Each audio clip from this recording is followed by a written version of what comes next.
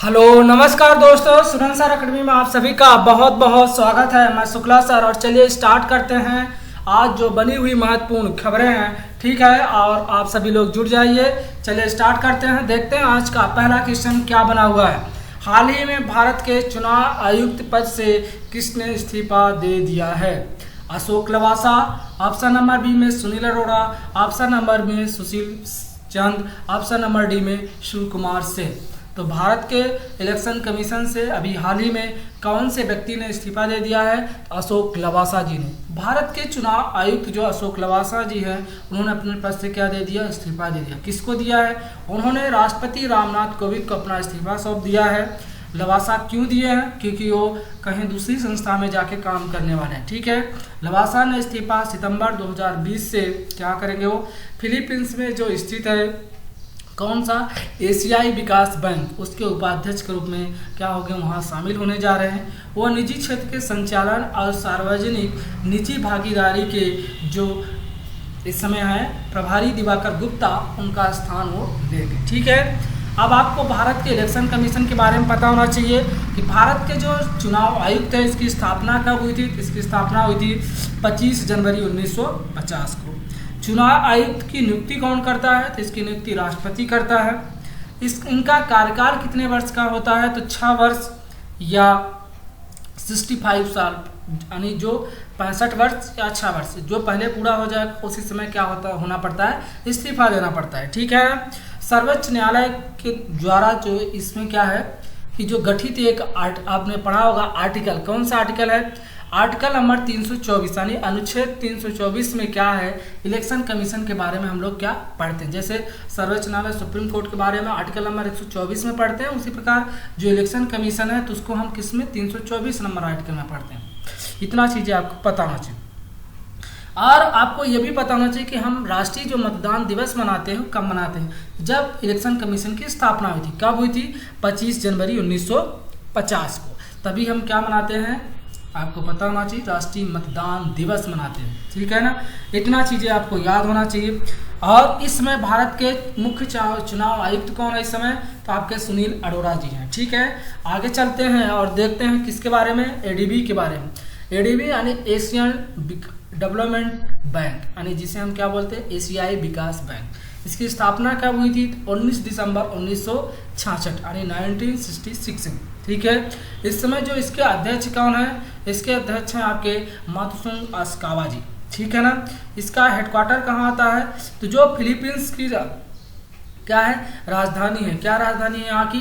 Manila. यहीं पे आपका एडीबी बैंक का यानी एशियन डेवलपमेंट विकास का हेडक्वार्टर है ये। अब आपको ऑप्शन में आजकल फिलीपींस की राजधानी मनीला ना दे के क्या दे देता है?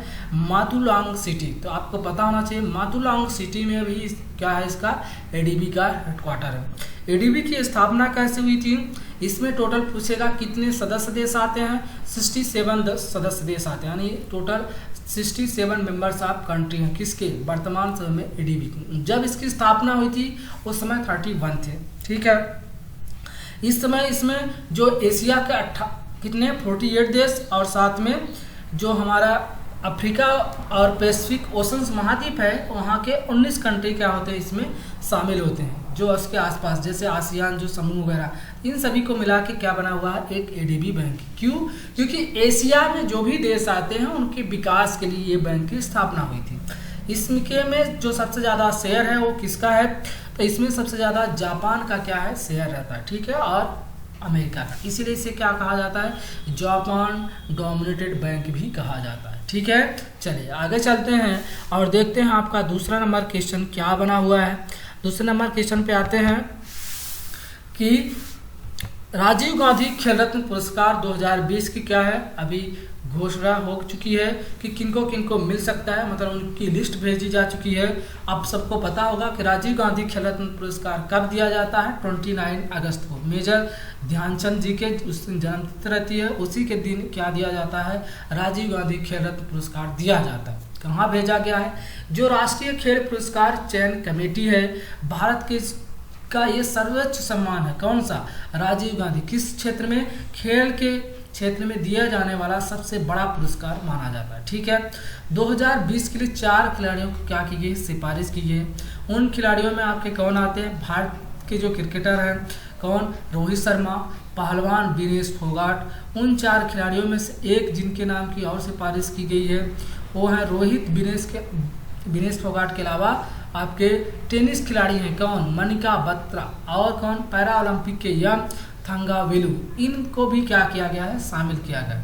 कोविड-19 महामारी के चलते इस वर्ष का जो राष्ट्रीय खेल पुरस्कार है उसका वर्चुअल मतलब वीडियो कॉन्फ्रेंसिंग के थ्रू क्या हो सकता है, इसकी संभावना है कि इसकी घोषणा की जाएगी।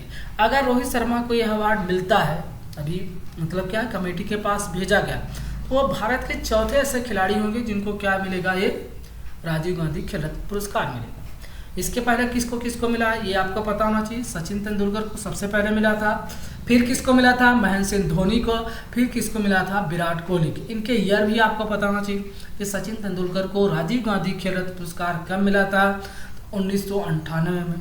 धोनी को कब मिला था, 2007 में मिला था। कोहली को कब मिला था, 2018 में मिला था। ये खेल पुरस्कार देता कौन है, यह प्रतिवर्ष खेल एवं युवा मंत्रालय के थ्रू, जिसके इस समय खेल मंत्री कौन है, किरण रिजिजू जी हैं। ठीक है, द्वारा क्या किया जाता है, प्रदान किया जाता है। प्राप्तकर्ताओं में क्या है कि मंत्रालय के द्वारा एक गठित क्या होती है, कमेटी होती है।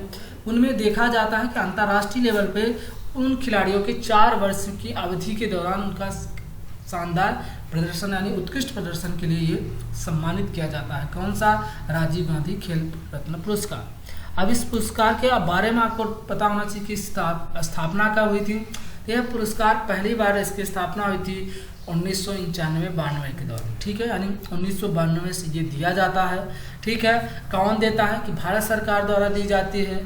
इसमें राशि कितनी मतलब पैसा कितना दिया जाता है, 7,50,000 रुपये। ठीक है, विवरण भारत सरकार द्वारा दिए जाने वाला खेल के पुरस्कार में सबसे बड़ा पुरस्कार है। पहला विजेता पूछता है कि पहला राजीव गांधी खेल रत्न पुरस्कार किसे मिला था, तो विश्वनाथ आनंद को मिला था। पिछला किसे मिला था, तो आपको पता होना चाहिए बजरंग पुनिया और दीपा मलिक को। ठीक है, इतना चीज़ें आपको इस खेल रत्न पुरस्कार के बारे में पता होना चाहिए। चलिए आगे चलते हैं और देखते हैं अगला क्वेश्चन आपका क्या है। किस देश के राष्ट्रपति इब्राहिम बाउकर कीता ने क्या किया है, सैन्य विद्रोह के कारण इस्तीफा दे दिया है। ऑप्शन नंबर ए में है माली के हैं, ये जिबूती के हैं, मेडागास्कर के हैं कि सीरिया के हैं। तो ये कहाँ के हैं, माली जो एक देश है कहाँ आता है, अफ्रीका महाद्वीप में आता है। इसकी राजधानी क्या है, बामको, और यहाँ करेंसी चलती है फ्रांक। यानी ये कौन से आपसे क्वेश्चन पूछ देगा, तो माली कहाँ आता है, अफ्रीका महाद्वीप में आता है।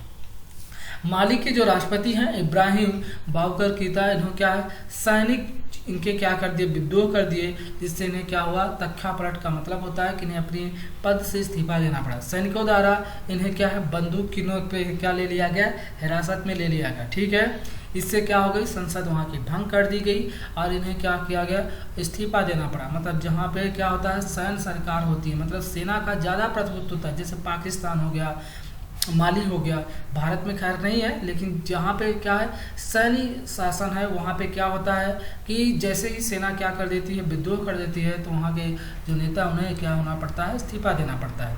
तो कीता ने 2018 में क्या हुआ था, इन्होंने चुनाव जीते थे, दूसरी बार इन्होंने जीत हासिल की थी, लेकिन इनके ऊपर क्या हुआ, सेना ने आरोप लगाए भ्रष्टाचार, अर्थव्यवस्था में कुप्रबंधन को लेकर, क्षेत्र में बहुत ज़्यादा इनके कारण सांप्रदायिक हिंसे हुए, जिससे जनता में क्या है, आक्रोश बढ़ता चला गया और इन्हें क्या देना पड़ा, इस्तीफा देना पड़ा।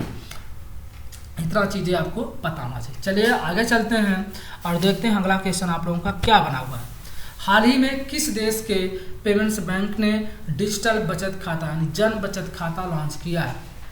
फिनो पेमेंट्स बैंक ने लॉन्च किया है, एयरटेल पेमेंट्स बैंक ने किया है कि वोडाफोन पेमेंट्स बैंक ने किया है कि गूगल पे पेमेंट्स बैंक ने किया है। किसने किया है, फिनो पेमेंट्स बैंक। अब ये फिनो पेमेंट्स बैंक है क्या, आधार प्रमाणीकरण, मतलब ये आधार के द्वारा भी डिजिटल बचत खाता क्या करेगी, ये लॉन्च किया है, जिसे हम क्या बोलते हैं, जन बचत खाता, जो क्या है उपभोक्ताओं को बैंकिंग का एक नया अनुभव देगा। ठीक है, जेबीकी के अंदर ग्राहक किसी भी फिनो शाखा में, मतलब जिस प्रकार से हम बैंक में जैसे हमारा यहाँ खाता है तो हम कहीं भी जाके पैसा निकाल सकते हैं, उसी प्रकार ये भी क्या है, फिनो शाखा मर्चेंट पॉइंट पर क्या है, फिंगरप्रिंट और ओटीपी के जरिए क्या करेगा, लेन देन करने में सक्षम होगा।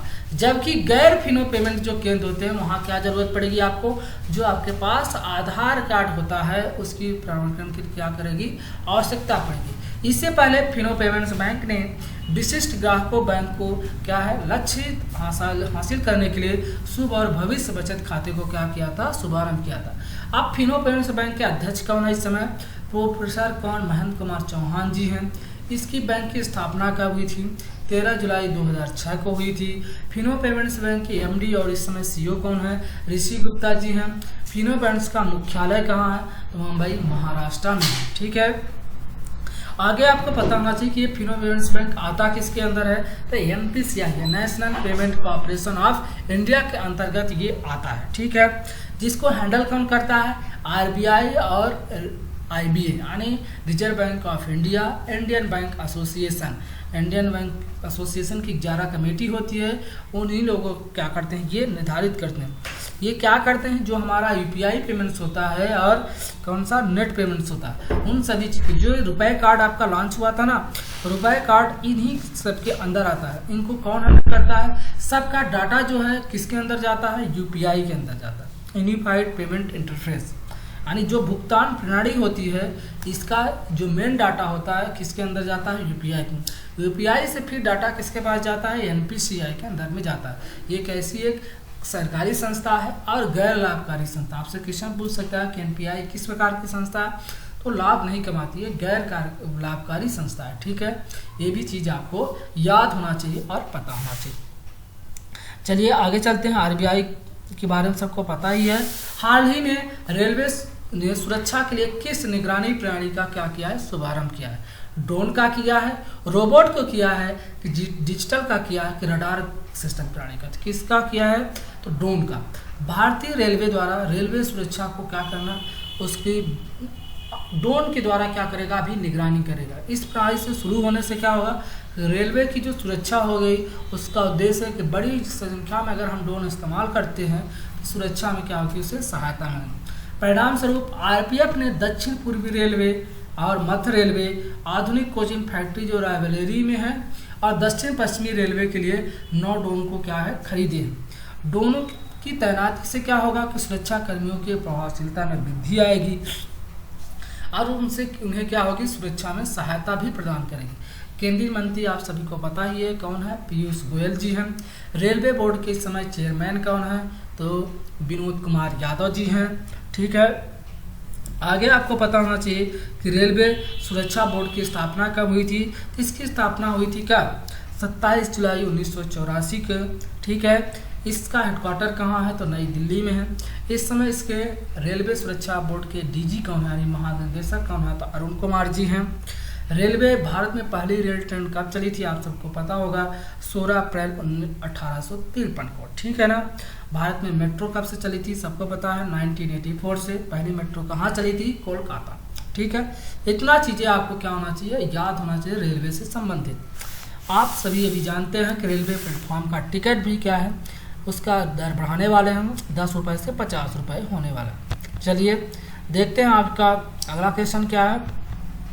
6वां नंबर क्वेश्चन है कि हाल ही में जो 13वें नंबर संस्करण का आईपीएल 2020 का टाइटल है, मतलब स्पॉन्सरशिप जो प्रोजेक्ट राइट किससे हासिल किया है, ड्रीम 11 को हासिल हुआ है, टाटा ग्रुप को हासिल हुआ है, पतंजलि को हुआ है, कि वीवो को हुआ। तो जो फैंटेसी गेमिंग स्टार्टअप ड्रीम 11 है, उसको क्या है, इंडियन प्रीमियर लीग आईपीएल के 13वें संस्करण 2020 का सीजन क्या है, मिला हुआ है। मतलब इस बार स्पॉन्सरशिप किसके पास है, वीवो से हटा के किसको दे दी गई है, ड्रीम 11 को दे दी गई है। ये चीज़ आपको पता होना चाहिए। आपको ये भी चीज़ पता होना चाहिए कि गेमिंग स्टार्टअप जो है ये कितने की 222 करोड़ रुपए के टाइटल प्रोजेक्ट राइट्स क्या है इसने हासिल किए हैं। ड्रीम 11 को एक्सप्रेशन ऑफ इंटरनेट के तहत क्या है, इसे अधिकार के तहत इसे दिया गया है। कौन दिया है, भारतीय क्रिकेट कंट्रोल बोर्ड यानी बीसीसीआई। आईपीएल 2020 के टाइटल और स्पॉन्सरशिप के लिए पहली चुनी गई जो चीनी मोबाइल कंपनी थी कौन, वीवो, उसको अभी क्या कर दिया गया, बाहर कर दिया गया है। और फैंटेसी गेमिंग स्टार्टअप ड्रीम11 को क्या किया, इसे हासिल कर लिया गया है। और ये कब तक इसके पास होगा, ये भी क्वेश्चन बन सकता है, 31 दिसंबर 2020 तक। ड्रीम11 के संस्थापक याद होना चाहिए हर्ष जैन और भावित सेठ जी हैं। भारतीय क्रिकेट बोर्ड कंट्रोल बोर्ड के इसमें बीसीसीआई के अधिकारी कौन हैं, अंतरिम हेमांग अमीन जी हैं। भारतीय क्रिकेट बोर्ड के अध्यक्ष इस समय कौन हैं, तो सौरभ गांगुली जी हैं। भारतीय बीसीसीआई कंट्रोल बोर्ड बना कब था, 1928 में बना था। इसका हेडक्वार्टर कहाँ है, तो मुंबई में। आईपीएल आप सभी जानते हैं कि आईपीएल का पहला संस्करण 2008 से शुरू हुआ था, 2007 में अभी आपको कहीं कहीं मिलेगा, लेकिन जो मेन इसका संस्करण चालू हुआ था 2008 से, क्योंकि पहले ये गली क्रिकेट के नाम से जाना जाता था। आईपीएल इसका नाम कब से पड़ा है, 2008 से, ठीक है। तो ये इसका कैमा नंबर टाइटल है, 13वां नंबर है, जो कहाँ खेला जाएगा, यूएई यानी यूनाइटेड अरब अमीरात। कब से आप सबको पता होना चाहिए, ठीक है ना। चलिए आगे चलते हैं और देखते हैं आपका 7वां नंबर क्वेश्चन क्या बना हुआ। हाल ही में फ्लिपकार्ट ने भारत के किस भारतीय प्रौद्योगिकी संस्थान आईआईटी के साथ समझौता किया है, आईआईटी पटना के साथ, आईआईटी मद्रास के साथ, आईआईटी खड़गपुर के साथ, आईआईटी दिल्ली के साथ। तो भारत की जो घरेलू ई कॉमर्स मतलब भारत की कंपनी है कौन, फ्लिपकार्ट द्वारा भारतीय प्रौद्योगिकी संस्थान आईआईटी पटना के साथ क्या हुआ, एक MOU हुआ है, यानी मेमोरेंडम ऑफ अंडरस्टैंडिंग हुआ है। समझौता जापान आर्टिफिशियल इंटेलिजेंस यानी AIA, नेचुरल भाषा संस्करण यानी NLP और मशीन लर्निंग के क्षेत्रों में क्या है, इसे प्रोत्साहित करने के लिए ये अनुभव प्रदान करेगा, ठीक है ना। आगे चलिए, वह अपने क्षेत्रों के द्वारा क्या करेगा, इन्हें इन सभी चीज़ों पर सहयोग करेगा। ये कितने वर्ष के लिए इनका समझौता हुआ है, 5 वर्षों के लिए। फ्लिपकार्ट आप सबको पता है इसकी स्थापना कब हुई थी, तो 2007 में हुई थी। किसने की थी, सचिन बंसल और बिनी बंसल ने। इस समय इसके कार्यकारी अधिकारी कौन है, तो कल्याण कृष्णमूर्ति जी हैं। आगे चलिए और देखते हैं आपका अगला क्वेश्चन क्या बना हुआ है, 8वां नंबर। आईआईटी मद्रास जो ARIA है, उन्होंने क्या है, रैंकिंग में टॉप किया। किस रैंकिंग में, जो हमारे नीति आयोग के द्वारा एक संस्था बनाई गई थी, क्या उनसी Atal ranking of institution and innovation achievement, यानी अभिनव उपलब्धियों संस्थानों की अटल रैंकिंग स्टार्ट की गई थी। इसमें 2020 में कौन सा संस्थान क्या है, शीर्ष स्थान पे है, आपको पता होना चाहिए। ये कौन, अभी राष्ट्रपति जो उपराष्ट्रपति हमारे कौन, M वेंकैया नायडू जी, 18 अगस्त 2020 को। और केंद्रीय शिक्षा मंत्री जो हमारे कौन है, रमेश पोखरियाल निशंक। और इन्होंने लोगों ने क्या ही वर्चुअल मीटिंग की, यानी वीडियो कॉन्फ्रेंसिंग के थ्रू ये निर्धारित किया अटल रैंकिंग में कौन कौन सी इंस्टीट्यूशन भारत की सबसे अच्छी इंस्टीट्यूशन है वित्त पोषित में। तो याद रखिए, आईआईटी मद्रास पहले स्थान पे है, आईआईटी बॉम्बे दूसरे स्थान पे है, आईआईटी दिल्ली तीसरे स्थान पे है, आईआईटी ICSE बेंगलुरु जो है चौथे स्थान पे है, आईआईटी खड़गपुर क्या है, 5वें स्थान पर है। ये आपको पता होना चाहिए।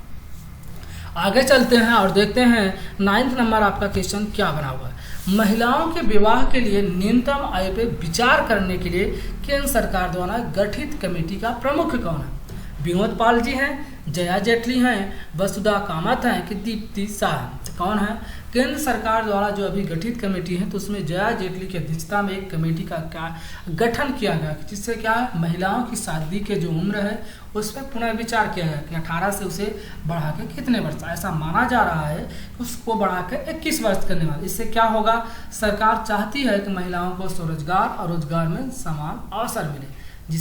ठीक है, ये आपको पता होना चाहिए। चलिए आगे चलते हैं और देखते हैं आपका लास्ट और अंतिम क्वेश्चन क्या बना है। इसरो के द्वारा किस संस्थान ने चंद्रमा की सतह पर स्पेस ब्रिक्स नाम एक ईंट जैसी संरचना बनाने के लिए एक अस्थायी प्रक्रिया विकसित की है? भारतीय प्रौद्योगिकी संस्थान इंदौर ने, भारतीय विज्ञान संस्थान बेंगलुरु ने, भारतीय प्रौद्योगिकी संस्थान बॉम्बे ने, भारतीय प्रौद्योगिकी संस्थान रोपड़ ने। इसरो ने घोषणा की कि चंद्रयान 2 जो टेरेन मैपिंग कैमरा 2 TNC द्वारा चंद्रमा के क्रेटर छवियों को क्या करेगा, कैप्च करेगा। अब उस कैप्च करने के बाद इसने जो भारतीय साइंटिस्ट थे कौन, डॉक्टर विक्रम अम्बाला साराभाई के नाम पे उसे रखे। उसको नाम क्या दिया है, साराभाई क्रेटर, ये क्रेटर नाम दिया गया है। उनकी जन्म, अभी उनका जन्म दिवस मनाया जाएगा। तो भारतीय अंतरिक्ष कार्यक्रम को क्या माना जाता है, जनक माना जाता है, आपको पता होना चाहिए। आगे चलते हैं। भारतीय अनुसंधान केंद्र चंद्रयान 2 द्वारा खींची गई क्रेटर की तस्वीर को वैज्ञानिक विक्रम साराभाई के नाम पे रखा गया है। इस क्रेटर की छवि एक कटोरे जैसी नजर आती है।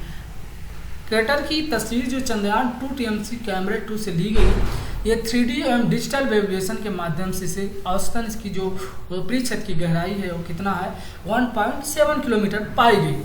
चंद्रयान 2 आप सबको पता होगा कि इसरो द्वारा कब लॉन्च किया गया था, तो 22 जुलाई 2019 को। इसे चंद्रमा के कौन से ध्रुव में, दक्षिणी ध्रुव को उतारने का लॉन्च किया गया, मतलब उद्देश्य था। इस यान के जो लैंडर का नाम क्या था, विक्रम। इसने लैंडर के नाम पर ही क्या है, विक्रम साराभाई के नाम पर ही उस लैंडर का नाम रखा था। ये चीजें आपको पता होना चाहिए। चलिए आगे चलते हैं और आज का स्टैटिक जीके देख लेते हैं। सरकार को केंद्रीय बैंक अधिवेश निधियों के हस्तांतरण के लिए दिशा निर्देशों पर विचार करने के लिए जो गठित कमेटी है उसके प्रमुख कौन है, एस मुद्रा जी हैं, उषा थोराट जी हैं, बिमल जलान जी हैं, तपन रे हैं, कि उपयुक्त में से कोई नहीं है। इसका आंसर होगा बिमल जलान। भारत के नेशनल स्टॉक खूंखार बांध किस राज्य में स्थित है, आपको ये पता होना चाहिए। पंजाब में स्थित है, पंजाब में स्थित है कि महाराष्ट्र में, कि हरियाणा में, कि छत्तीसगढ़ में, कि गुजरात में। तो इसका आंसर क्या हो जाएगा, इसका खूंखार बांध कहाँ है, आपका छत्तीसगढ़ में है। यूरोपीय संघ का मुख्यालय कहाँ है, आपको ये भी पता होना चाहिए। तो इस समय इसका मुख्यालय कहाँ है, कल मैंने आपको यूरोपीय संघ पढ़ाया था आप सभी को, तो इसका मुख्यालय आप सभी को पता होना चाहिए। इसका मुख्यालय कहाँ है, वियना में है, कि हेलेंस्की में है, कि मैड्रिड में है, कि बुडापेस्ट में है, कि ब्रुसेल्स में है। तो इसका कहाँ आंसर हो जाएगा, इसका आंसर हो जाएगा आपका बेल्जियम की राजधानी कहाँ, ब्रुसेल्स में है। किसका, यूरोपियन यूनियन का हेडक्वार्टर। अगला है भारत के नेशनल स्टॉक एक्सचेंज के MD और CEO कौन है, इसका आंसर आप लोगों को कमेंट्स बॉक्स में देना है। आज के लिए आपको एक होमवर्क दिया जा रहा है, ठीक है ना। इतना चीज़ें आपको पता होना चाहिए। आप लोग चैनल को सब्सक्राइब कर दीजिए, साथ में लाइक कर दीजिए और शेयर कर दीजिए, ठीक है। ऐसे ही आप सभी लोग डेली जुड़े रहिए। आप लोगों का बहुत बहुत धन्यवाद। Thank you.